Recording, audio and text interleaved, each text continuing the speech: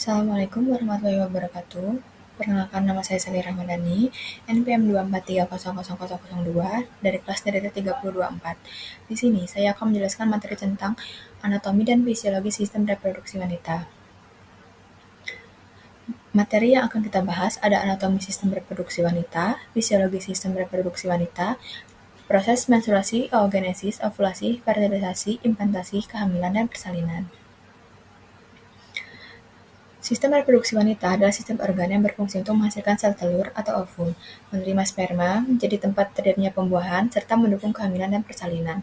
Sistem ini juga menghasilkan hormon estrogen dan progesteron yang mengatur siklus menstruasi dan perkembangan organ reproduksi. Organ-organ sistem reproduksi wanita secara anatomi dibagi menjadi organ eksternal dan internal. Selanjutnya ada fungsi sistem reproduksi wanita. Yang pertama, fungsi reproduksi atau menghasilkan keturunan, yaitu kemampuan sistem reproduksi untuk menghasilkan keturunan melalui proses pembentukan sel kelamin, terjadinya pembuahan, kehamilan, hingga persalinan. Kedua, fungsi hormonal, menghasilkan estrogen dan progesteron. Hormon estrogen dan progesteron yang berperan dalam mengatur siklus menstruasi, mempersiapkan dinding rahim untuk kehamilan, serta mendukung perkembangan karakteristik seksual sekunder. Ketiga, berfungsi mengatur siklus menstruasi melalui kerja hormon FSH, LH, estrogen, dan progesteron. Hormon-hormon ini mengontrol proses pematangan sel telur, ovulasi, penebalan dinding rahim atau endometrium, serta peluruhan dinding rahim jika tidak terjadi pembuahan. Selanjutnya ada anatomi sistem reproduksi wanita. Yang pertama, organ reproduksi eksternal. Vulva terletak di luar tubuh dan berfungsi melindungi organ reproduksi dalam serta berperan dalam proses seksual dan reproduksi. Yang pertama ada man pubis, bagian yang menonjol di atas tulang kemaluan. Berisi jaringan lemak, ditumbuhi rambut saat pubertas, berfungsi melindungi tulang kemaluan. Kedua ada labia majora, lipatan kulit luar yang melindungi bagian dalam vulva, mengandung kelenjar keringat dan minyak, ditumbuhi rambut setelah pubertas. Ketiga labia minora, lipatan kulit tipis di dalam labia majora, tidak ditumbuhi rambut, melindungi lubang vagina dan uretra. Yang keempat, klitoris, organ yang sangat sensitif terhadap rangsangan, banyak ujung saraf, berperan dalam respon seksual. Kelima, vestibulum, area di antara labia minora yang berisi lubang uretra atau saluran kencing dan lubang vagina. Keenam, ada himen atau selaput darah, lapisan tipis yang sebagian menutupi lubang vagina. Bentuk dan ketebalan berbeda pada setiap orang. Selanjutnya, ada organ reproduksi internal. Pertama, ovarium atau indung telur, berjumlah 2 di sebelah kanan dan kiri, menghasilkan sel telur atau ovum, menghasilkan hormon estrogen dan progesteron, tempat terjadinya ovulasi. Kedua, ada tuba Fallopi atau saluran telur, menghubungkan ovarium dengan rahim, tempat terjadinya pembuahan atau fertilisasi, mengantarkan sel telur ke rahim. Ketiga, uterus atau rahim, organ berotot berbentuk seperti buah pir, tempat tumbuh dan berkembangnya janin. Dinding rahim terdiri dari 3 lapisan yaitu endometrium, myometrium, dan perimetrium. Selanjutnya ada anatomi sistem reproduksi wanita yang keempat, yaitu serviks atau leher rahim, bagian bawah rahim yang menghubungkan rahim dan vagina, menghasilkan lendir serviks, membuka saat persalinan. Yang kelima, vagina, saluran yang menghubungkan serviks dengan bagian luar tubuh, tempat keluarnya darah menstruasi, jalan lahir saat persalinan.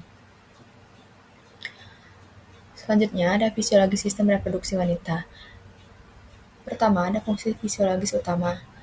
1. Siklus menstruasi, fase folikuler, ovulasi, fase luteal. Yang kedua, proses pembuahan atau fertilisasi. Terjadi di tuba Fallopi, sel telur bertemu dengan sperma, terbentuknya zigot. Ketiga, implantasi. Zigot berkembang menjadi embrio, menempel pada dinding rahim atau endometrium. Jika berhasil, akan terjadi kehamilan. Keempat, kehamilan. Hormon progesteron mempertahankan dinding rahim. Janin berkembang di dalam uterus. Plasenta terbentuk untuk pertukaran nutrisi dan oksigen. Kelima, persalinan. Dipicu hormon oksitosin, kontraksi rahim mendorong bayi keluar melalui vagina. Selanjutnya, ada proses sistem reproduksi wanita. Yang pertama, menstruasi. Terjadi jika tidak ada pembuahan. Lapisan dinding rahim luruh dan keluar sebagai darah menstruasi.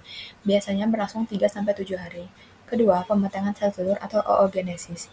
Terjadi di ovarium, sel telur berkembang di dalam folikel, dipengaruhi hormon FSH atau Follicle Stimulating Hormone. Ketiga, ada ovulasi. Pelepasan sel telur matang dari ovarium. Biasanya terjadi di tengah siklus menstruasi, dipicu oleh lonjakan hormon LH atau luteinizing hormone. Keempat, fertilisasi atau pembuahan. Terjadi di tuba Fallopi, sel telur bertemu dengan sperma, menghasilkan zigot atau bakal embrio. Kelima, implantasi. Zigot berkembang menjadi embrio. Embrio menempel pada dinding rahim, menandai awal kehamilan. Keenam, kehamilan atau gestasi.